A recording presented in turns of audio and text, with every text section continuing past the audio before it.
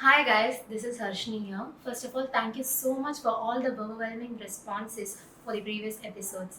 And I'm sure we all have learned a lot from it. And as we concluded in our last episode, today we will be discussing about one of the debateful and the most interesting topic, which is our constitution and children's education that our very own Kesavan Chakravarthy sir. And without any delay, let's ask Chak about it. Hi sir. To start with, sir, can you please elicit as to what the Indian Constitution enshrines about children's education? Well, the Constitution was amended in 2002 by 86th Amendment Act, and there they inserted 21A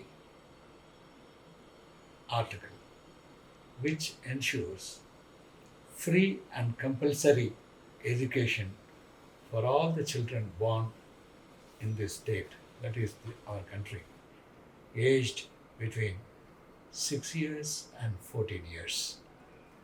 This is the prime importance, prime constituents of that amendment. So, sir, you said about the free and compulsory education for all children. Then, why do almost all parents complain about the freezing fee structures in the private and government aided schools, sir?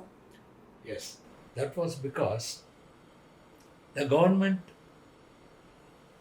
aided schools are around 8,000 and government run schools are about 31,000 and private schools are about 11,000. So, the government run schools are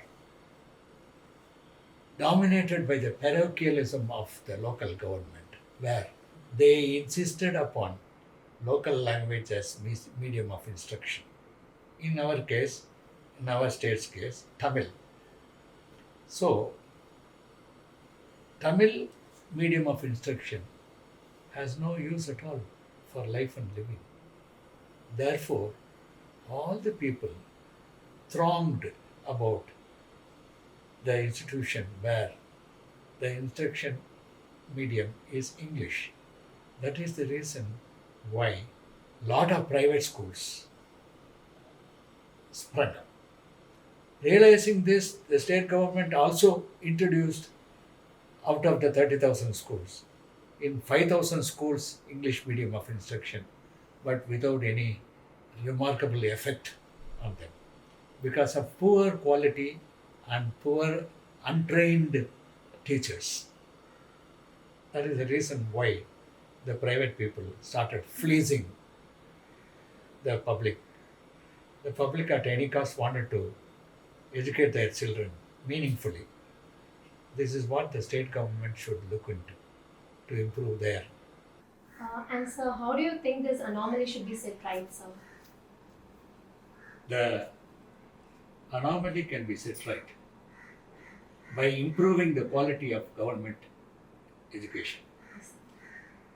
What the government should do, they should remove all Tamil medium, convert all the schools into English medium schools, and select very good quality teachers.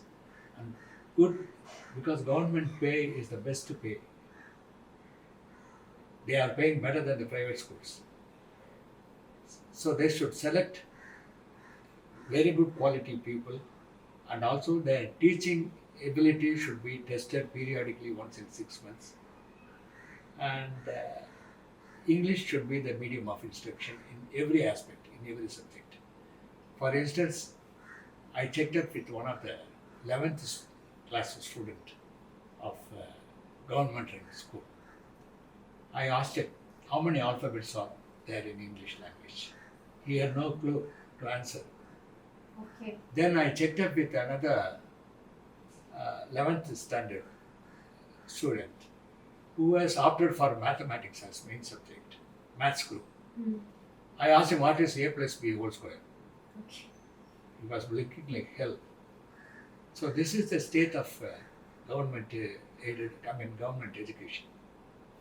So they should immediately revamp the system and bring it in the forefront by introducing all novel methods, novel management system. And government of Tamil Nadu spends more than 30,000 crores every year to fund and finance and run these schools. That is more than sufficient if the funds are spent exactly for what they are meant for. But I don't think it is done that way. And nobody can explain for the mediocrity of their schools. It is only self-explanatory. And in the meanwhile, using this, all the private schools, about nearly 19,000 of them, including government-aided schools, many of these schools, about 60% of schools, don't have even a playground. I don't know how they are given license or whatever it is. This is the reality. And they do not have adequate toilet facilities. There are certain norms prescribed by DPI, that is Directorate of Public Instruction. So this is one of my personal questions. So there is a widespread opinion among the public that the government school students are not up to the standards and they are not well informed and instructed. Is it true? How do you see this, sir? I would say yes and no. Okay. But the private schools are indulging in total robbery Okay. of the needy people Yes, sir. because they are taking the people's desire to bring up their children to good standard to ransom by charging enormous amount of fee for them. How to rectify this? The government should immediately take action. They should, by an ordinance, take over all the private schools, even the aided schools. That would roughly be around 19,000 schools. To take over all the private schools. No school should be allowed to be operated by any private individual or trust or anything. This includes even the minority religion, and even court should not be interfering in these matters of education because it is a constitutional right. Nobody can interfere with the constitutional right. Therefore, the government is free to take over all these schools run by the private shops or monsters, I would call them. They make enormous amount of money. Somewhere, in my estimate, each student is made to cough up about 10 to 15,000 rupees as donation, annual donation or joining donation, whatever you may call it. This works out to roughly about 150 to 200 crores every year. So this thing also would go once the government takes over. And then government should set up special training institute for preparing teachers to teach, impart good quality education to the students by setting up teachers training institute. That is training to test the ability of the teachers, whether they are in a position to impart good training to the students. All these things the government only can do. No private institute can do it. So they should take over immediately all the private schools. This is the only remedy. And the products from the government schools, the quality of that would be at par with any international level if all these measures are adopted by the state government. Sir, now everyone are talking about Tamil, Tamil, Tamil, and you're talking about English. So don't you think that you're contradicting their opinion? I am not contradicting. They are contradicting. They are risking. They are putting their lives of their children at stake.